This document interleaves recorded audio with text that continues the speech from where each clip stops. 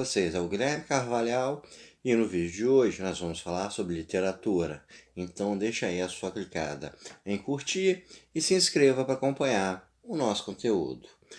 Hoje eu vou falar sobre o livro A Crônica do Pássaro de Corda, que foi escrito pelo autor japonês Haruki Murakami. O Murakami é um autor que ele gera muitas controvérsias, muitas pessoas o idolatram, muitos os criticam. No Japão ele é bastante criticado porque ele é muito ocidentalizado. Nesse livro a gente tem inúmeras referências à cultura ocidental. Por exemplo, em questões de música, ele aborda muito as músicas que estão tocando, que estão tocando no rádio, músicas que as pessoas colocam para tocar em toca-fitas, e sempre são músicas ocidentais. Até mesmo o brasileiro Sérgio Mendes é citado nesse livro. Então, os japoneses costumam criticá-lo bastante, porque ele é bastante ocidentalizado, que ele não é um autor tão apegado aos valores tradicionais japoneses.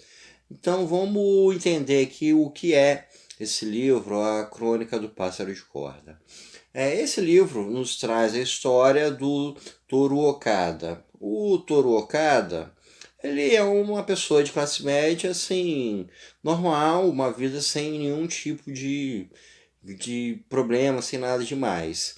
Ele trabalhava em um escritório de advocacia, pediu demissão porque achou melhor se dedicar a tarefas de casa, e ele é casado com uma mulher chamada Kumiko, que trabalha numa editora. Então eles, como um acordo, chegaram à conclusão dele deixar o emprego, ficar cuidando da casa e recebendo um auxílio-desemprego por parte do governo japonês. Então eles têm uma vida normal, sem nenhum percalço, tudo flui muito normalmente nessa relação entre ambos.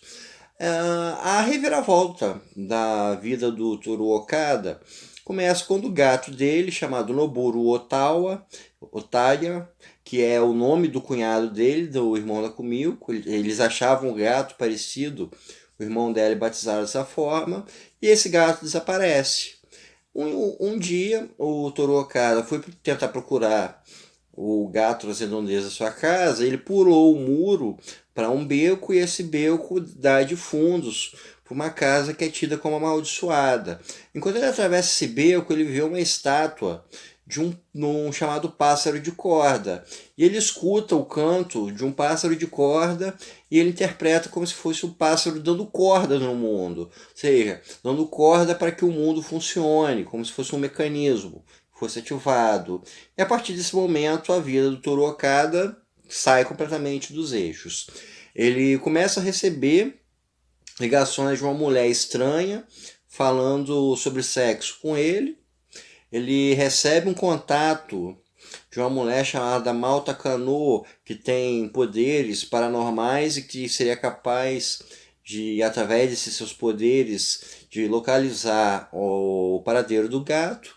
Ele recebe a visita de um tenente-coronel que ele lutou na Segunda Guerra Mundial, narrando sobre a época em que ele estava na Manchúria. Na Segunda Guerra Mundial, a Manchúria, que é uma região da China, foi dominada pelo Japão.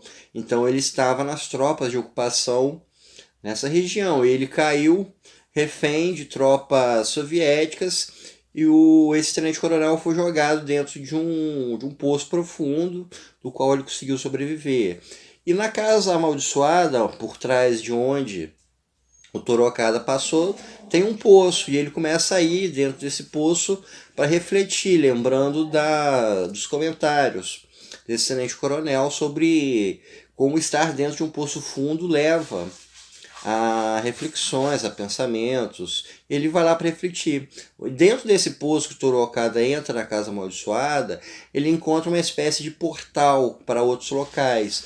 Então ele acaba vivendo experiências que ele não consegue distinguir se foram reais, se foram fantasias, se foi algo místico pelo qual ele passou, se eram devaneios da sua cabeça. Então, nesse contexto todo, uma série de situações estranhas vão acontecendo. O Toru Okada começa a conversar com uma vizinha sua que ele nunca tinha prestado atenção, chamada Mia.